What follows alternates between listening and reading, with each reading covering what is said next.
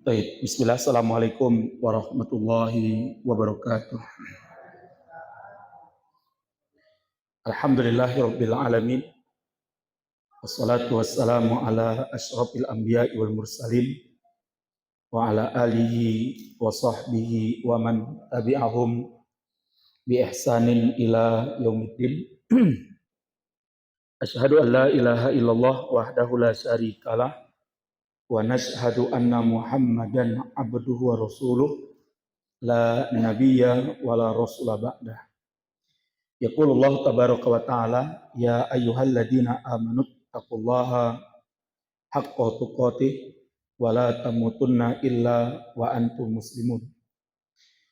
Wa qala Rasulullah sallallahu alaihi wasallam inna asdaqal hadis kitabullah wa inna afdalal hadi hadi Muhammadin sallallahu alaihi wasallam wa inna syarrul umuri muhdatsatuha wa kullu muhdatsatin bid'ah wa kullu bid'atin dhalalah wa kullu dhalalatin finnar. Baik Bapak Ibu sekalian, para ikhwan wal akhwat yang mudah-mudahan dimuliakan oleh Allah Subhanahu wa taala. Alhamdulillah pada malam hari ini kita kembali bersyukur kepada Allah Subhanahu wa taala bisa laksanakan sholat maghrib berjamaah dan kemudian kita lanjutkan kajian kita dan kita masih membahas kitab Syakhsiyatul Muslim, kepribadian seorang Muslim. Kemarin kita sudah membahas pribadi kedua ya, bahwa seorang Muslim dia harus mentaati perintah Rabbnya, perintah Allah Subhanahu wa ta'ala. Dan kemarin sudah kita bahas bahwasanya Allah ketika menurunkan syariat itu disepakati oleh para ulama ada 5 hukum. Yang pertama, kalau perintah ada 3 hukumnya. Ada hukum yang tingkatannya wajib, ya. Kemudian yang kedua, di bawah wajib namanya ada sunnah, ya. Kemudian di bawah sunnah namanya adalah mubah. Jadi kalau urusannya perintah, maka ada 3 hukum yang disepakati oleh para ulama.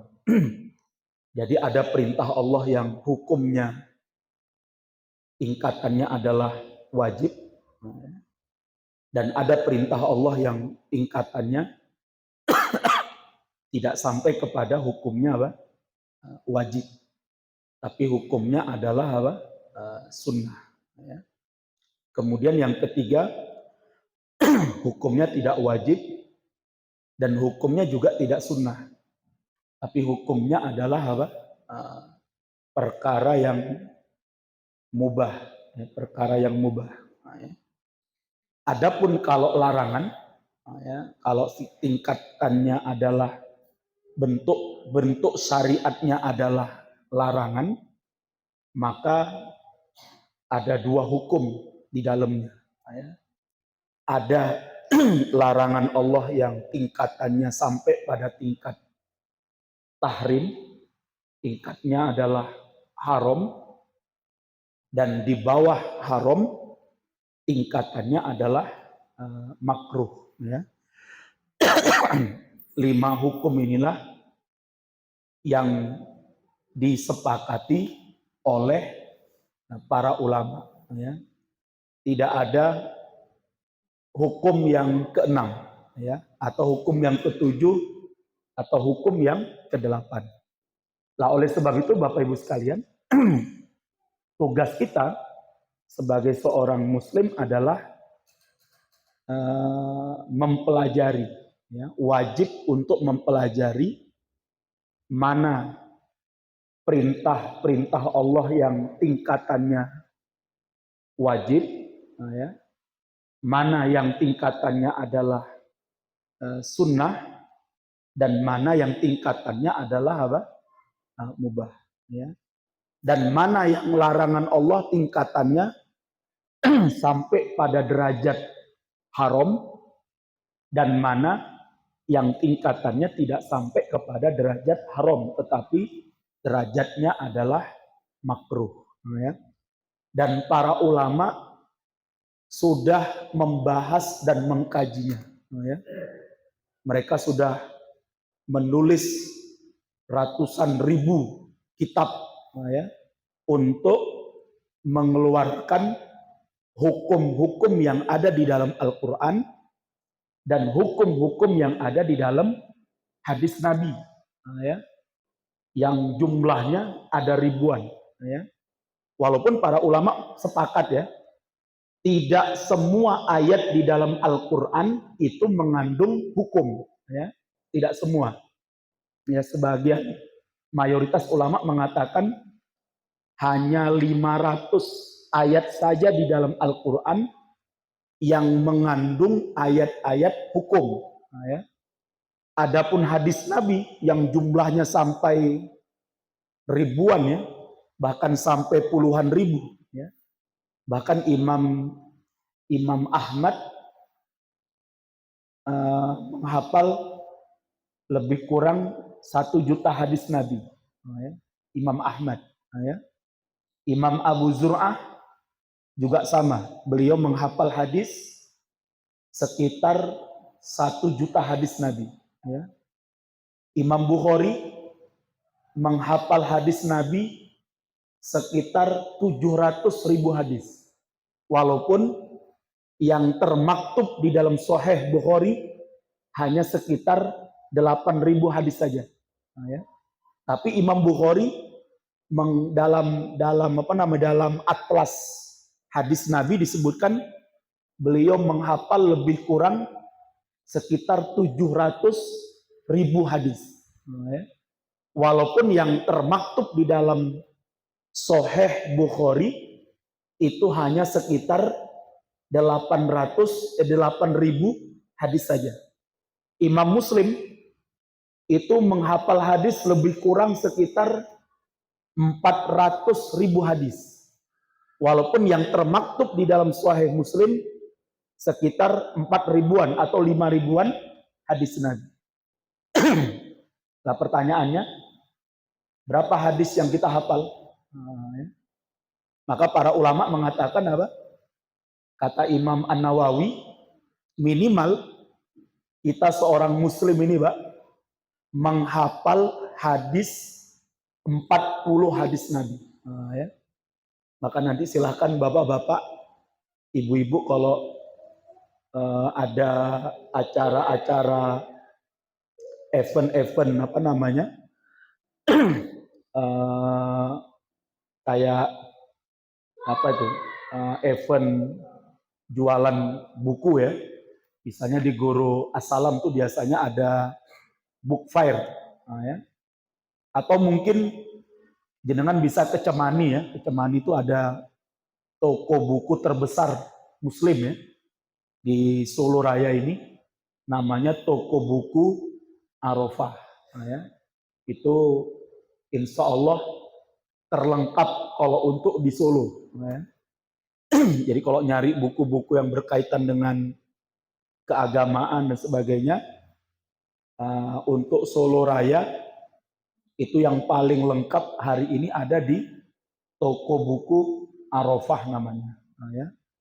Jenengan bisa cari nanti di sana hadis Arba'in namanya. Ada hadis Arba'in, hadis 40, ya. Minimal kata Imam Nawawi, kita sebagai seorang muslim ini, paling tidak seumur hidup kita menghafal berapa hadis? 40 hadis, Pak. Ya. Kalau dibandingkan Imam Ahmad 1 juta hadis, berarti kalau 40 hadis seperberapanya itu? Seperberapanya kira-kira?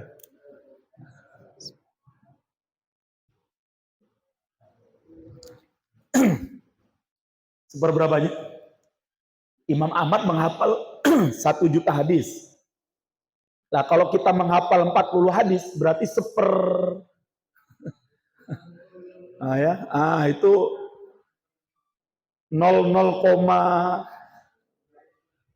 sekian persen ya, 0,5% mungkin dari 1 juta hadis. Kalau dibandingkan Imam Bukhari 700.000 hadis juga sama.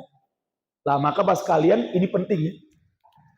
Makanya dulu kalau kita baca dalam sejarahnya, Pak, orang baru disebut sebagai Al-Hafiz itu bukan hafal Quran. Jenengan baca dalam kitab-kitab usulul hadis, ya. Dulu istilah hadis, istilah al-hafiz, ya ulama itu hafiz, itu kalau menghafal minimal 100.000 hadis. Dia disebut hafiz. Karena dulu para ulama-ulama masa dulu yang namanya hafal Quran itu sudah apa itu? Sudah menjadi tradisi, ya. Dulu hafal Quran itu tradisi, ya. Jadi kalau dulu ada ulama nggak menghafal ayat, nggak menghafal Al-Quran, itu nggak disebut dengan ulama. Sampai hari ini di beberapa negara itu masih menggunakan standar hafal Quran itu sebagai standar orang yang berilmu. Ada murid kita yang sedang belajar di Mauritania, ya. Di Mauritania ini di Afrika paling barat, Pak, paling ujung gitu. Udah deket, sudah berbatasan langsung dengan Selat Atlantis. Ya. Jadi kalau lihat nanti di peta itu ada Maroko, ada Mauritania di sebelahnya itu. Itu sudah Afrika yang paling barat itu, Afrika yang paling ujung. Ya. Setelahnya udah nggak ada lagi negara itu, tinggal Laut Hitam itu. Ya. Lah mahasiswa Indonesia kita ada puluhan di Mauritania ini. Ya. Mudah-mudahan nanti anak jenengan bisa belajar ke Mauritania. Di Mauritania ini, Pak, ada murid kita di sana, alumni Mahat Ali An-Nur. Kita kirimkan ke Mauritania sudah 1 tahun ini, ya, sudah 1,5 tahun ini. Beliau di Mauritania. Beliau WA saya, Ustadz, di Mauritania seorang itu tidak dianggap dokter kalau nggak hafal Al-Quran. Jadi kalau di Mauritania, Mbak, di Mauritania sana ada orang punya gelar akademik, gelarnya doktor, gelarnya profesor, nggak hafal Quran, itu diketawain sama anak-anak SD deh. Dokter nggak hafal Quran, aduh. Lah kita kan biasa ya, kita di Indonesia ini biasa, Pak, profesor, doktor, nggak bisa ngaji, biasa. Ya. Kalau di Mauritania, orang punya gelar profesor, gelar doktor, nggak hafal Quran, nggak dianggap ulama, Pak. Nggak dianggap ulama. Kalau kita kan di Indonesia, berapa banyak tuh gelar profesor, gelar doktor, suruh ngaji, nggak bisa. Bahkan saya pernah ketemu di Kalimantan, ya. Waktu saya safari dakwah di Masjid Istiqomah Pertamina Balikpapan, ketemulah ada seorang ibu-ibu sama suaminya, sudah tua ya, sudah pensiun, ya. Ketemu sama saya, bilang, Ustadz, tolong doakan Bapak supaya bisa lulus Iqra sampai jilid 6. Saya tanya, lah sekarang Bapak sudah Iqra berapa? Sudah Iqra 4, Ustadz, alhamdulillah. Lah Bapak kerjanya apa, Bu? Alhamdulillah Ustadz, Bapak pensiunan dokter spesialis penyakit jantung. Kira-kira Pak, orang jadi dokter spesialis penyakit jantung, kira-kira orang bodoh atau tidak? Pinter Pak, jangankan jadi dokter spesialis, jadi dokter aja, dokter loh, dokter biasa. Kalau nggak pinter, nggak bakalan mungkin bisa jadi dokter, ya kan? Itu orang yang bisa jadi dokter itu orang yang punya IQ rata-rata lah, ya. Kalau kayak anak-anak yang nggak punya kecerdasan jadi dokter ya nggak bisa, mau ngabisi duit, ya. Apalagi jadi dokter spesialis. Spesialisnya nggak main-main, Pak. Jantung itu spesialis paling berat, Pak. Ya, nggak gampang, nggak mudah orang bisa jadi dokter spesialis jantung itu, Pak. Bagaimana masang ring jantung, bagaimana apalagi sekarang ya, bagaimana bisa mencangkok jantung itu nggak gampang, Pak. Artinya orang jadi bisa dokter spesialis jantung itu pasti orang punya kecerdasan. Dan bayangkan dokter ini sudah pensiun, Pak, dari rumah sakit Pertamina. Ngajinya baru Iqra. Berarti dulu beliau ketika jadi dokter spesialis sekian puluh tahun di rumah sakit Pertamina itu nggak bisa ngaji, nggak ngaji. Padahal punya titel apa? Ya. SP apa tuh? Dokter SPJ mungkin, spesialis jantung mungkin ya. Nah ini menunjukkan bahwa sekalian bahwasanya dulu gelar Al-Hafidz dulu untuk mereka yang menghafal apa? Hadis. Lah hari ini, karena hari ini Pak, jangankan menghafal hadis, menghafal Quran saja orang nggak bisa, banyak yang nggak bisa. Jangankan menghafal Quran ya, untuk membaca Al-Quran saja Pak. Betul.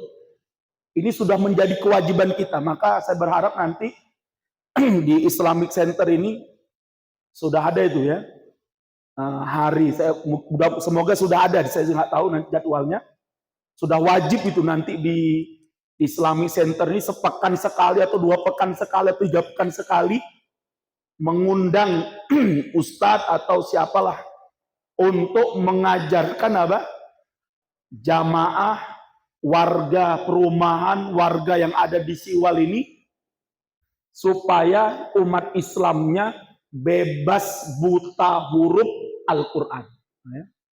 Kalau pemerintah Indonesia mencanangkan 2040 rakyat Indonesia harus tuntas buta huruf Indonesia, huruf abjad Indonesia, maka kita umat Islam juga harus melakukan yang demikian, Pak. 2040 kita umat Islam sudah wajib tuntas, umat Islam se-Indonesia ini nasional, ya, buta huruf hijaiyah. Lah makanya yang penting, maka yang mengambil peran penting di situ apa? Masjid. Masjid punya peran penting. Jangan masjid tempat sholat tok, bar sholat kunci sesok buka meneh, bar kuit tutup meneh, bar kuit. Lah ngapa bangun ke masjid? Jadi kalau masjid cuma sekedar untuk sholat tutup, lah mendingan orang sama bangun masjid. Ya. Jadi masjid itu tidak hanya sekedar kita sholat. Masjid itu digunakan untuk apa? Pembinaan. Ulama-ulama besar, kaliber dunia dulu lahir dari pendidikan di mana? Di masjid. Ya, ulama-ulama besar pada masa dulu itu lahirnya dari mana? Dari masjid. Maka masjid harus punya peran untuk menuntaskan buta huruf Al-Quran. Ya.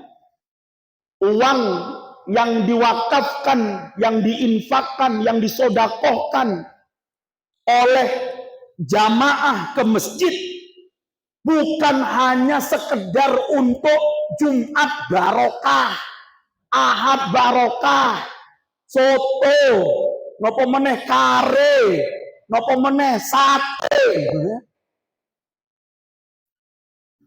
Sudah ada di Islamic Center sotonya? Udah? Oh belum? Nanti dibuat. Sekarang banyak Pak masjid-masjid itu habis duit jamaah itu hanya untuk apa? Jumat barokah, soto. Besok Jumat barokah kare. Jumat depan kambing guling. Nggak ada ya. Namun tidak peduli dengan warga dan jamaah kita yang nggak bisa membaca Al-Quran. Maka Islamic Center ini namanya Islamic Center ya. Nah, itu sudah menjadi center betul. Ya. Menjadi center pendidikan, menjadi center peradaban. Ya. Dibuat aja nanti, misalnya dibedakan tuh. Ibu-ibu hari apa? Khusus ibu-ibu ya. Supaya apa? Yang sudah bisa baca Quran, nanti lebih baik lagi makhorijul hurufnya, lebih baik lagi di dalam melafalkan huruf-hurufnya, kemudian bagaimana melancarkan bacaannya. Yang belum bisa, bagaimana bisa membaca Al-Quran. Hari ini Pak, mayoritas umat Islam tuh nggak bisa membaca Quran. Sampai mahasiswa UMS, dulu ada teman saya di UMS itu, namanya siapa namanya dulu waktu kuliah S2 saya, dia ditugaskan di Pondok Sobron itu, di Pondok Sobron itu. Dia bilang sama saya, Ustadz, jadi kan mahasiswa UMS itu kan wajib ya, setiap mahasiswa UMS itu wajib mengikuti program pendidikan di Sobron dalam setiap kuliah mereka di sana. 1 pekan atau berapa. Itu cerita sama saya, namanya Ustadz Murkon itu ya. Orang dari NTB kalau nggak salah saya. Itu cerita sama saya. Mahasiswa UMS yang diterima di UMS, Pak, itu lebih dari 80% ketika dites membaca Quran, nggak bisa baca Quran. Itu mahasiswa, Pak, UMS. Bahkan kakak saya itu dosen di IAIN, sekarang dari UIN Salatiga. Sekarang dekan di Fakultas Usuluddin. Itu cerita sama saya. Har, kamu tahu nggak, kata kakak saya, ketika kakak saya itu menseleksi calon pegawai negeri sipil di Kabupaten Semarang. Kakak saya itu penyeleksinya. Itu calon-calon PNS ini, Pak, di Kementerian Agama itu ketika dites sama kakak saya, suruh baca Al-Quran, itu 5 dari 10 calon pegawai negeri sipil nggak bisa baca Quran. Padahal, kata kakak saya, Pak, punya gelar SAG, Sarjana Alam Goib gitu. Atau sarjana anggo aja tuh di kelas ini. Punya gelar SPD.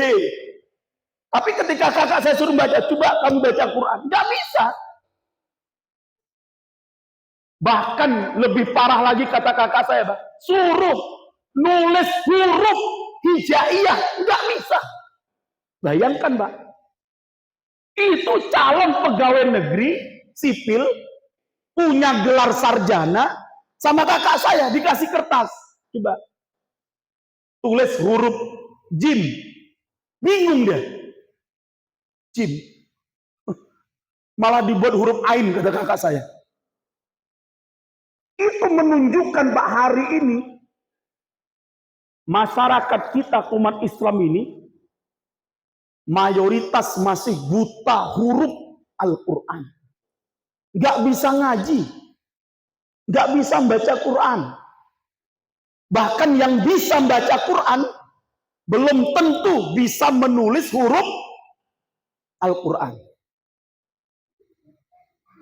Kira-kira siapa yang pernah khotam nulis huruf Al-Quran?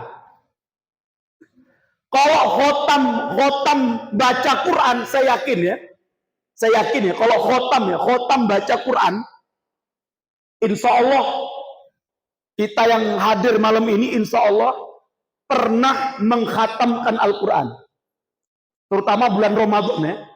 Tapi pertanyaannya, siapa di antara kita yang hari ini pernah khotam nulis huruf-huruf Al-Quran? Itu lebih berat lagi, Pak. Lantas bagaimana kalau kita mau menghafalnya? Bagaimana kalau kita mau memahami tafsirnya? Apalagi sampai merealisasikan hukum-hukum yang ada di dalam Al-Quran. Tentunya masih jauh yang kita harapkan. Lah oleh sebab itu maka masjid yang sudah dibangun ini yang merupakan wakaf dari umat Islam, maka saya meminta kepada takmir, kepada para para pengurus ya daripada nadir ya, nadir penerima wakafnya ini, saya berharap benar-benar kita jadikan betul Islamic Center Siwal ini benar-benar menjadi apa? Center peradaban Islam terutama di desa Siwal ya. Jadi kalau dulu orang bicara Islam untuk wilayah Baki itu selalu yang disebut waru, Pak. Saya ngisi di mana-mana, Ustadz asalnya dari mana? Saya bilang mertua saya waru. Oh, waru. Masya Allah. Terkenal Pak Ustadz. Waru itu terkenal Islamnya. Tapi kalau disebut Siwal, karena dulu orang kalau bicara keislaman, Mbak, selalu taunya mana? Waru. Waru pun ya waru tengah itu. Ya, saya berapa kali ngisi itu, Mbak ya. Ketika ditanya Ustaz dari mana Ustaz, saya bilang mertua saya orang waru. Oh, waru, Masya Allah, oh, itu terkenal Ustaz. Disebutkan itu. Pak Fajri disebutkan, oh, itu tokoh-tokoh Muhammadiyah top itu Ustaz. Oh, ya. Oh, dari mana Ustaz? Siwal. Oh, Siwal. Gitu aja, Siwal aja. Ya. Lah oleh sebab itu Pak sekalian, sekarang waru sudah mulai terkikis, ya. Pamor udah mulai terkikis sekarang waru itu, Pak. Apalagi setelah tokoh-tokoh tuanya sudah mulai ya, Pak, sudah mulai meninggal ya, wafat dan banyak sekali. Paling yang tersisa Pak Sayun itu kayaknya, ya. Pak Sayun ya. Kemudian siapalah ya, yang lain. Yang sepuh-sepuh, yang tokoh-tokohnya Pak Fajri, Pak siapa dulu itu udah pada wafat semuanya. Ya sehingga akhirnya sekarang famor waru itu sudah mulai berkurang lah famornya itu ya. Alhamdulillah lah sekarang waru masih terjaga famornya karena ada pondok. Ya. Ada pondok An-Nur di situ, itu masih terjaga lah sehingga orang-orang dari mana-mana mau kemana, waru ada pondok An-Nur ya. Maka saya berharap Siwal ini ya, desa Siwal ini kita bangkitkan peradaban Islamnya dengan adanya apa? Islamic Center ini. Maka mari para nadir, para penerima wakaf betul-betul kita manfaatkan. Pastikan ya nanti ke depannya semua ibu-ibu ya, ibu-ibu ini bisa kita undang nanti yang rame-rame ya. Ajak pengajian kan banyak tuh masjid-masjid di Siwal ini, kita kumpulkan ini setiap malam dan kemudian kita undang para ustadznya ya untuk kemudian untuk sama-sama kita mengkaji dan mempelajari ayat-ayat Al-Quran sehingga kedepannya Bapak sekalian yang mudah-mudahan dimuliakan oleh Allah, di desa Siwal ini kita berharap anak-anaknya dan orang tuanya mereka bisa bebas dari buta huruf Al-Quran. Apalagi anak-anak kita sekarang ya. Mereka sudah dijejali yang dengan namanya HP, gadget, ya, media-media sosial, sudah disuruh ngaji itu sudah berat sekali, Pak. Ya, apalagi sekarang kan pendidikan itu sudah sampai sore ya. Kalau dulu kan di lembaga-lembaga pendidikan negeri dulu, ya, dulu sekolah sampai jam 2 siang, sore anak-anak bisa apa? Bisa TPA, bisa TPQ. Sekarang enggak. Sekarang sekolah sampai jam 4 sore, sekolah sampai jam 5 sore. Sehingga akhirnya apa? Banyak TPA, TPQ yang sekarang apa? Kosong. Lah oleh sebab itu mudah-mudahan nanti kita harus pahami sekalian. Jadi lah baru kemudian setelah itu kita juga mengkaji ayat-ayat Al-Qur'an. Yang tadi ya, jadi kalau di dalam Al-Quran ini kata para ulama ada lebih kurang 500 ayat di dalam Al-Quran yang mengandung hukum-hukum syariat, baik itu hukum muamalat, hukum ibadat, hukum siasat, hukum jihad, dan hukum-hukum yang lainnya. Adapun hadis Nabi, dari sekian ratus ribu hadis Nabi, kata para ulama, hadis-hadis yang mengandung hukum itu sekitar 2000 sampai 2500 hadis Nabi. Nah, itu kemudian sudah dikaji oleh para ulama. Mana hukum-hukum yang tingkatannya wajib, mana yang sunnah, mana yang mubah, mana yang tingkatannya haram, dan mana yang tingkatannya adalah apa? Makruh. Lah oleh sebab itu kita butuh ulama, kita butuh ustadz, kita butuh orang-orang yang alim yang bisa menyampaikan kepada kita, oh kalau yang ini hukumnya adalah apa? Wajib. Oh kalau yang ini hukumnya adalah sunnah. Oh yang ini hukumnya adalah apa? Mubah. Oh kalau ini hukumnya haram. Oh kalau ini hukumnya makruh. Karena apa? Karena kita nggak mungkin, Pak. Ya, kita ini kurang kemampuan kita. Nggak mungkin kita mengkaji ayat-ayatnya, kemudian membaca tafsirnya, kemudian mengkaji huruf-huruf Arabnya, bahasa Arab, udah nggak mampu itu kita. Dan waktu kita pun nggak cukup untuk itu. Lah, maka kita butuh para ulama. Jadi kalau ada orang mengatakan kita nggak butuh ulama, nah itu keliru tuh. Kita nggak butuh ustadz, kita nggak butuh mazhab. Nah terus kita mau belajar hukum dari siapa? Kita ini orang-orang yang lemah, Pak. Kemampuan kita lemah, kemampuan memahami lemah, kemampuan membaca lemah, dan semuanya lemah. Lantas bagaimana kita bisa memahami hukum-hukum dalam Al-Quran? Kecuali dengan perantara para ulama-ulama. Lah oleh sebab itu Bapak sekalian, ulama telah menetapkan itu. Oh yang wajib, ya. Perkara yang wajib itu sudah disepakati itu ya. Pertama, sholat. Jelas, hukumnya apa? Wajib. Mana sholat yang wajib? Dipisah oleh para ulama. Sholat yang wajib adalah yang 5 waktu. Sholat yang wajib adalah yang 5 waktu. Sholat apa itu?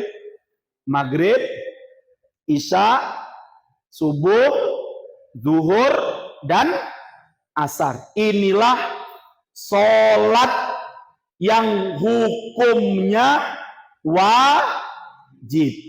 Adapun selain yang 5 waktu ini, hukumnya adalah sunnah. Kecuali satu, ada yang hukumnya wajib dari sholat-sholat sunnah itu. Tapi apa? Khusus hanya untuk Rasulullah Sallallahu Alaihi Wasallam. Apa itu? Sholat tahajud. Nah, ya. Jadi kalau sholat tahajud untuk Rasulullah hukumnya apa? Wajib. Tapi untuk kita sunnah. Kalau wajib, Pak, dosa terus kita ini, Pak. Ya. Karena nggak bangun-bangun. Ya. Nah, ya. Kalau hukum sholat tahajud itu wajib bagi kita, kita sudah banyak dosanya, Pak. Namun alhamdulillah, hukum sholat tahajud, sholat malam itu wajibnya hanya untuk siapa? Rasulullah Shallallahu Alaihi Wasallam. Itu yang pertama. Yang kedua, ada yang wajib sholat sunnah ini kalau itu dinazarkan. Kalau itu dinazarkan, misalnya jenengan mau buka, jenengan misalnya buka warung penyet, misalnya loh ya, warung penyet ya. Kemudian jenengan bernazar kepada Allah, ya Allah, kalau nanti omset saya jual tempe penyet, rasa apa itu? Rasa bayar. Kalau nanti ya Allah, saya bernadar ya Allah, kalau nanti omsetnya bisa mencapai dalam sehari 5 juta, maka ya Allah, saya akan sholat tahajud 11 rakaat setiap malam 1 bulan. Berarti Pak, ternyata sampai suatu hari, sampai itu omsetnya per hari 5 juta. Maka berarti apa? Dia wajib untuk menunaikan apa? Nazarnya. Jangan kemudian, alhamdulillah, isorasi doa sholatipun ramai. Berarti dia dosa. Paham ya? Jadi sholat sunnah itu bisa dinazar, bisa menjadi wajib hukumnya kalau kalau dinazarkan. Kalau enggak dinazarkan ya sudah, kembali kepada sunnah yang hukumnya sunnah. Lah sunnah ada 2.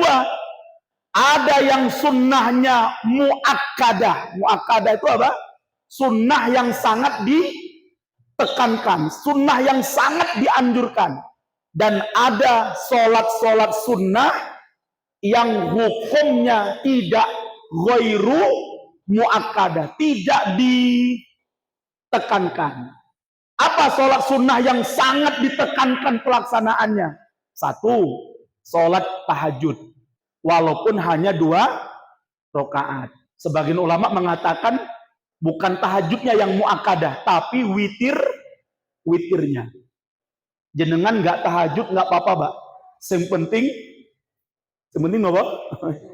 Witir 1 rakaat. Kira-kira berapa menit, Pak? 1 menit. Sering dibocok. Ya, lah maka Pak sekalian, usahakan ya, terutama kita yang bapak-bapak ya. Kalau ibu-ibu ada masa-masa haid dan sebagainya.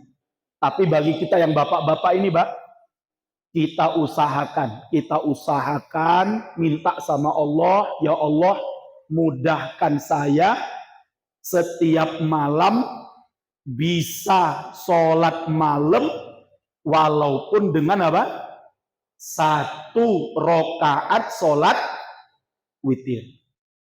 Tinggal kemarin sudah saya ingatkan ya, tinggal tergantung diri kita masing-masing.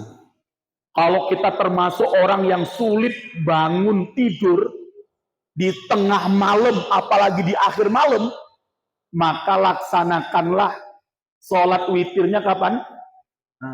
Di awal malam. Jadi jenengan mau tidur, ya, wudhu dulu, sholat witir 1 rakaat. Atau kalau tidak, habis sholat isya, Pak. Habis sholat isya, jenengan sholat ba'diyah 2 rakaat, langsung berdiri witir 1 rakaat. 1 menit tadi kan? Ya. Setelah itu, alhamdulillah, Pak, kita mudah-mudahan bisa witir setiap malam. Karena dalam hadis, Pak, Rasulullah mengatakan apa? Cukuplah, kata Rasulullah, orang itu disebut berdosa, disebut buruk, kalau dia meninggalkan apa? 1 rakaat witir dari malamnya. Makanya Rasulullah, Pak, tidak pernah meninggalkan witir, baik dalam keadaan safar maupun dalam keadaan mukim. Lah, maka kita minta sama Allah, Pak. Ini penting ya. Kemudian apalagi sholat yang muakkadah. Sholat sunnah yang mengiringi sholat wajib. Yang kita sering sebut dengan sholat ba'diyah atau sholat qobliyah. Maka sholat ba'diyah atau qobliyah ini hukumnya kata para ulama muakkadah. Dan ada juga yang enggak muakkadah. Yang muakkadah yang 12 itu, Pak. Mana yang 12 itu? 2 rakaat setelah maghrib. Itu muakkadah. Sangat ditekankan, sangat dianjurkan. Kemudian apa lagi? 2 rakaat setelah sholat isya. Itu sangat ditekankan. Kemudian apa lagi? 2 rakaat sebelum subuh, yang kita sering sebutnya dengan sholat sunnah fajar. Ini hukumnya muakkadah, sangat ditekankan. Jenengan nggak bisa melaksanakan yang lain, minimal 2 rakaat sebelum fajar. Kemudian yang keempat, mana lagi? 4 rakaat sebelum duhur dan 2 rakaat setelah duhur. 12 rakaat itu muakkadah, sangat ditekankan. Namun ada sholat sunnah yang mengiringi sholat wajib, tapi tidak muakkadah, tidak ditekankan. Apa itu? Sholat sunnah qobliyah asar. Nah, ya. Ada hadisnya, Mbak. Jadi jenengan sebelum sholat asar, ya habis adzan, jenengan sholat sunnah 2 rakaat sebelum asar, itu ada hadisnya, boleh, dan itu sunnah. Tapi sunnahnya tidak terlalu ditekankan. Sama sholat sunnah sebelum maghrib. Nah, ya. Jadi tadi kalau kita pas menunggu adzan, habis adzan maghrib, kemudian menunggu qomat, kita sholat berapa? Sunnah 2 rakaat sebelum maghrib. Ya, itu termasuk sholat sunnah yang mengiringi sholat fardu, tapi hukumnya tidak muakkad, tidak terlalu ditekankan. Dikerjakan yo monggo, jenengan nggak ngerjakan ya juga nggak masalah. Tapi yang 12 rakaat tadi ini sangat dianjurkan oleh Rasulullah. Kenapa, Pak sekalian? Karena kata Rasulullah, man sholla isnata asra rakaatan, ya, barang siapa yang sholat 12 rakaat yang mengiringi sholat fardu, banallahu lahu baitan fil jannah. Allah akan membangunkan untuknya satu rumah di mana, Pak? Satu rumah kita di surga, Pak. Jenengan bangun rumah di perumahan ini berapa tahun kira-kira itu? Hah? Bisa berbulan-bulan kan? Bahkan bisa bertahun-tahun, Pak. Tapi cukup kata Rasulullah, Pak, bangun rumah di surga dengan apa? Sholat 12 rakaat, Pak. Jadi, Pak, jangan sampai nanti kita di surga, Pak, miskin dewe. Kenapa? Omai site. Oleh sebab itu, Pak, saya itu gitu, Pak, caranya, Pak. Jadi kalau males ya, kalau ada rasa males mau sholat rawatib itu, langsung ingat hadis Nabi. Oh ya Allah, kalau aku males-males, omahku sitik neng surga terus piye? Ya. Langsung jadi semangat. Pokoknya setiap hari kudu bangun apa? Satu rumah di surga, Pak. Masya Allah. Siap nggak, Pak? Siap ya, insya Allah ya. Ibu-ibu siap, Bu? Pingin bangun rumah di surga? Usahakan sholatnya berapa tadi, Bu? 12 rakaat. 2 rakaat setelah maghrib, 2 rakaat setelah isya, 2 rakaat sebelum subuh, 4 rakaat sebelum zuhur, 2 rakaat setelah zuhur. Walaupun jenengan sholat di rumah, walaupun abot, mengomai dang rampung, dang nonton Pak Haji, Pak tukang bubur naik haji. Itu kalau di rumah ya. Oleh sebab itu mari Pak, mudah-mudahan kita biasakan sholat sunnah rawatib ini. Mudah-mudahan nanti kita di akhirat Allah berikan nih loh le sholatmu biyen neng dunyo ki lho omahmu ribuan. Ya Allah rumah, ini rumahku ya iya, ini rumahmu kabeh. Masya Allah. Nah kalau nanti kita di akhirat Pak, sebelah-sebelah kita, tangga-tangga kita punya rumah ribuan sampai puluhan ribu, bahkan sampai ratusan ribu. Awake dhewe mentil ya. Dua omah mung siji tok. Nah, miskin, Mbak. Kalau miskin di dunia, Mbak, masih ada yang bantu, Mbak. Kalau miskin di akhirat nggak bisa. Mas jaluk siji omahmu. Oh, mohon maaf. Nggak bisa. Kalau di dunia, Pak, kita miskin, insya Allah masih ada yang bantu. Tapi miskin di surga, Pak, nggak ada yang bantu, Pak. Lihat orang tetangga kita punya rumah sampai puluhan ribu di dalam surga Firdaus. Kita mungkin punya rumah 3-4 biji. Kita bilang, Mas, Bok bagi siji omahmu untuk aku. Oh, mohon maaf. Neng surga orang enek bagi-bagian. Itu omah-omahku. Salahmu biar ngopo, bar sholat langsung metu ngudut. Nah, mudah-mudahan nggak ada ya. Baik ya, kita akhiri dengan doa kafaratul majelis. Subhanakallahumma bihamdika asyhadu an la ilaha illa anta astaghfiruka wa atubu ilaik. Billahi taufiq wal hidayah. Assalamualaikum warahmatullahi wabarakatuh.